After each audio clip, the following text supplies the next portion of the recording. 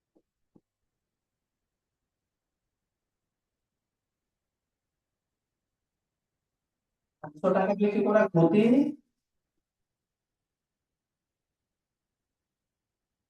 ক্ষতি কত? আর এটা একটু বাংলা লেখা ঘড়ির কথা বলছে না? হ্যাঁ, ধরি ঘড়িটি 800 টাকায় বিক্রি করায় ক্ষতি হয়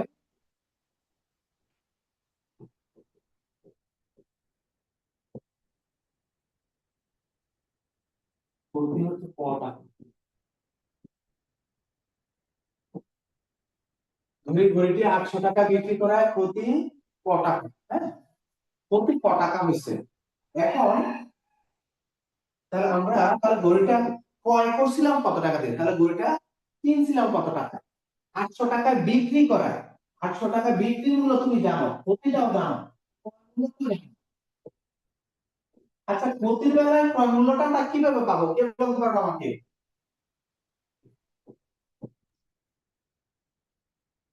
রুম্মান বলো, ক্ষতির বেলায় ক্রয় মূল্যটা কিভাবে পাওয়া যায়? রুম্মান বলো।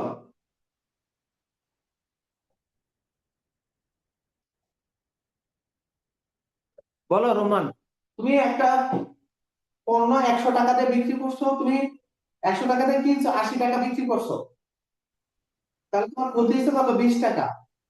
ইস, বিক্রয় মূল্য তাহলে বিক্রয় মূল্য ক্রয় মাইনাস মূল্যটা কিভাবে বিক্রয় মূল্য ক্ষতি বিক্রয় মূল্য মাইনাস ক্রয় মূল্য ক্ষতি বুঝছো না? আন্দাজে খালি বিক্রয় বলো। মূল্য ক্রয় মূল্য ক্ষতি নির্ণয় সূত্র ক্রয় মূল্য মাইনাস বিক্রয় মূল্য। আমি তোমাকে ক্রয় মূল্যটা বের করতে বলতেছি, ক্রয় মূল্যটা কিভাবে পাবা? ক্ষতির ক্ষেত্রে ক্রয় মূল্যটা কিভাবে পাওয়া যায়? বিক্রয় মূল্য যোগ বিক্রয় মূল্য প্লাস বিক্রয় মূল্য যোগ ক্ষতি বুঝছে না বলা পারি কি? একটু যদি কমন সেন্স না খাটাও, তুমি বিক্রয় একটা মূল্য পণ্য কিনছো 100 টাকা দিয়ে, তোমার 80 টাকায় বিক্রি করছো, এটা ক্রয় মূল্য। ক্রয় মূল্য তাহলে এটা হচ্ছে ক্রয় করছে 100 টাকা দিয়ে, বিক্রি করছে হচ্ছে, ধরো বিক্রি করছে হচ্ছে 80 টাকা, কিনছো কিনছো 100 টাকা দিয়ে, বিক্রি করছে হচ্ছে 80 টাকা দিয়ে। তোমার ক্ষতি হয়েছে ধরো, ক্ষতি কত টাকা? 20 টাকা। তাহলে এই কিনছো 100 টাকা দিয়ে, তাহলে তুমি আবার এই ক্রয় মূল্যটা যদি আবার ফেরত পেতে চাও, তাহলে কি করতে হবে? বিক্রি মূল্যের সাথে ক্ষতিটা যোগ করতে হবে। বিক্রয় বিক্রি মূল্য মূল্যের প্লাস সাথে বিক্রি মূল্যের সাথে ক্ষতি কত টাকা আছে হয়েছে, এটা যোগ করলেই ক্রয় মূল্যের সমান। তো একটু কমন সেন্স যদি তোমাদের না থাকে, একটু ব্রেনটা যদি না খাটাও, তাহলে কিভাবে হয় বলো? তাহলে ক্রয় মূল্য, ক্ষতির বেলায় ক্রয় মূল্য ইকুয়াল টু কি? রবিউল বলো, ক্ষতির বেলায় ক্রয় মূল্য কিভাবে পাওয়া যায়? বিক্রয় মূল্য প্লাস ক্ষতি। বিক্রয় মূল্য প্লাস ক্ষতি। কথা কি মনে থাকবে? বিক্রয় মূল্য Yes. প্লাস, তাহলে ক্ষতির বেলায় ক্রয় মূল্য ইকুয়াল টু কি? বিক্রয় মূল্য প্লাস ক্ষতি। তাহলে বিক্রি করছে কত টাকা দিয়ে? 800 টাকা দিয়ে। আর ক্ষতি ছিল ক টাকা? এই যে এত টাকা। এক্ষেত্রে আমরা ক্রয় মূল্যটা বের করবো। ক্রয় মূল্যটা বের করে তারপর দুইটা ক্রয় মূল্য সমান ধরে ক্রয়ের মানটা বের করবো, ক্রয়ের মানটাই কিন্তু ক্ষতি। ঠিক আছে? আবার এখন দ্বিতীয় ক্ষেত্রে কি বলছে? বইটি 1200 টাকা বিক্রি করলে তারা 1200 বিক্রি করতে পারলে ক্ষতির 3 গুণ টাকা লাভ হতো। 1200 টাকা বিক্রি করলে লাভ হয়,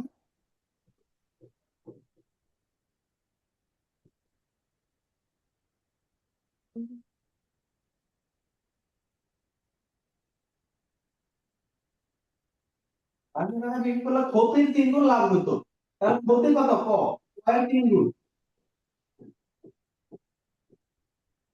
হুম। টাকা বিক্রি করলে লাভ কত? 300 টাকা। 1200 টাকা বিক্রি করলে লাভ হচ্ছে 300 টাকা।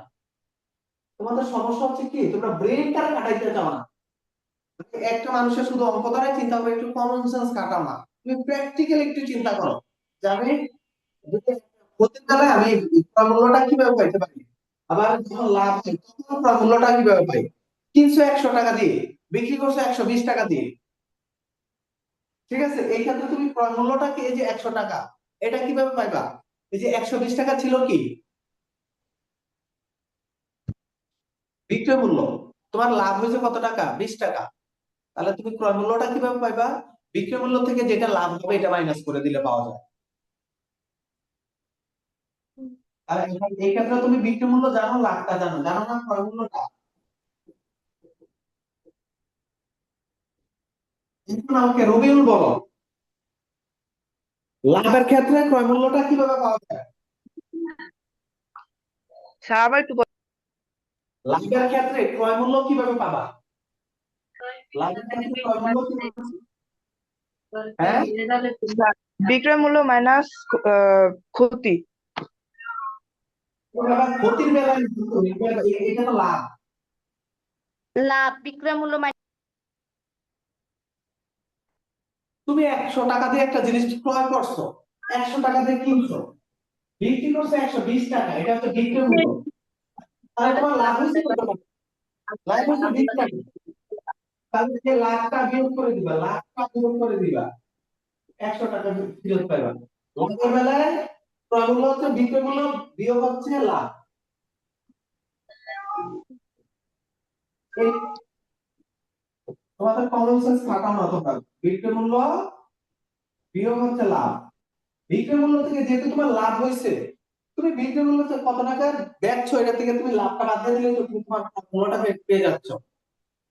আর ক্ষতির বেলায় তুমি কি কত টাকা দিয়ে কিনছিলে এটা কিভাবে পাবা? কত টাকা ক্ষতি হয়েছে আর কিনছিলে তোমার কত টাকা দিয়ে, সরি, বিক্রি করছো কত টাকা, এর সাথে তোমার ক্ষতিটা যোগ করে দিলে ক্রয় মূল্যটা পেয়ে যাচ্ছ। একটু কমন সেন্স, একটু কমন সেন্স, কমন সেন্স না খাটালে কিন্তু হবে না, এটা হচ্ছে প্র্যাকটিক্যালি চিন্তা করতে হবে, মাথার মধ্যে রাখতে হবে। ক্ষতির বেলায় ক্রয় মূল্য কিন্তু বিক্রয় মূল্য বিয়োগ ক্ষতি, সরি বিক্রয় মূল্য যোগ ক্ষতি, এটা হচ্ছে বিক্রয় মূল্য, বিক্রয় মূল্য যোগ হচ্ছে ক্ষতি। আর হচ্ছে কি তোমার লাভের বেলায় ক্রয় মূল্য পাওয়া যায়, বিক্রয় মূল্য বিয়োগ হচ্ছে লাভ।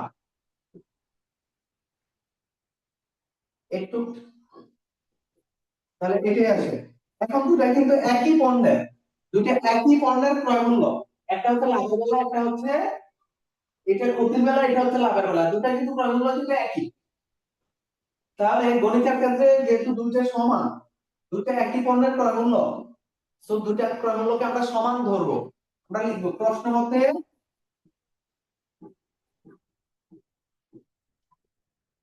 800 যোগ ক ইকুয়াল টু হচ্ছে 1200 বিয়োগ 3। গণিতের বেলায় দুইটা একই পণ্যের ক্রয় মূল্য যেহেতু সমান, তাহলে একটা সমান সমান আর একটা আমরা ধরতে পারি, একটা সমান সমান আর একটা এক ক, বিয়োগের 3 ক এই পাশে আসলে যোগের 3 ক ইকুয়াল টু 1200, প্লাসের 800 এই পাশে আসলে মাইনাসের 800, একটা ক আর তিনটা ক, ক হয় চারটা, চারটা ক ইকুয়াল টু 1200 থেকে 800 চলে গেলে কত থাকবে? 400, বা ক ইকুয়াল টু 400 রে তা 4 দ্বারা ভাগ করে দাও,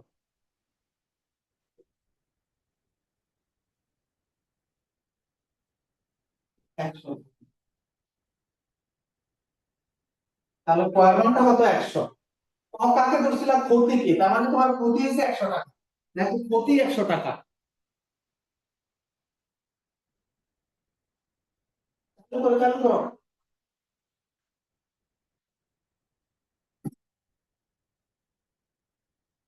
স্যার আমার 29 পৃষ্ঠার অঙ্কটা একটু করায় দেন, রবিবারে পরীক্ষা। আচ্ছা ঠিক আছে, এটা শেষ করি, এটা শেষ করি।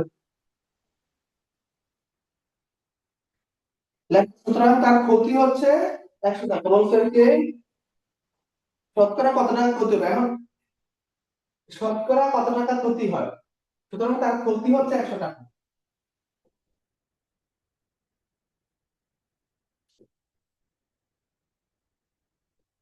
আচ্ছা ক্ষতি কিসের উপর, লাভ ক্ষতি কিসের উপরে নির্ভর করে বলো? ক্রয় মূল্য তাহলে পণ্যটা কত টাকা দিয়ে কিনছে এটা কিন্তু আমরা এখনো জানি না। তাহলে এই যে এখানে ক্রয় মূল্য আছে না, এই জায়গাটার মধ্যে, এই জায়গাটার মধ্যে আমরা, বা এই যে এখানে একটা ইয়ে ছিল ক্রয় মূল্য, যে কোনো একটা মধ্যে এখানে বসাই দিই, এই যে এখানে ক্রয়ের মান বসাই দেই 800 যোগ 100 900, তাহলে ক্রয় মূল্য হবে 900 টাকা। ঠিক আছে, লাভ ক্ষতি যেহেতু ক্রয় মূল্যের উপর নির্ভর করে, আমরা কিন্তু ক্রয় মূল্যটা জানি না, বিক্রয় মূল্যটা জানি নাকি। তাহলে ক্রয় মূল্যটা কত সেটা আমরা এখন বের করবো। তাহলে এই ক্রয় মূল্য ইকুয়াল টু 800 যোগ ক্রয়ের মান, ক্রয়ের মান কত পেয়েছি? 100, তাহলে 800 যোগ 100 900 হয়ে যাবে। তাহলে এখন আমরা ক্রয় মূল্যটা বের করবো। ক্রয় মূল্য এটা কয়বার করতে হবে? ঘড়িটির ক্রয় মূল্য হলো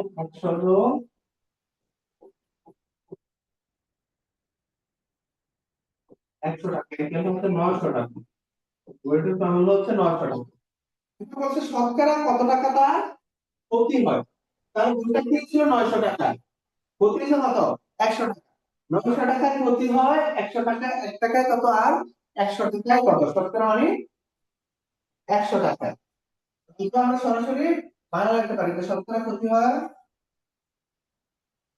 এভাবে লিখতে পারি। 900 টাকায় ক্ষতি হয়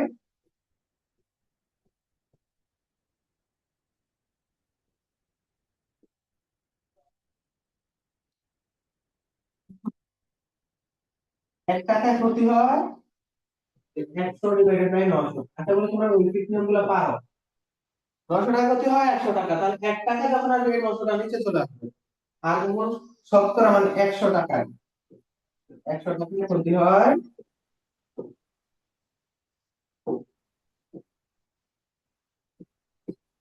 গুণ, আগে আগে অলরেডি 100 ছিল, ডিভাইডেড বাই 900।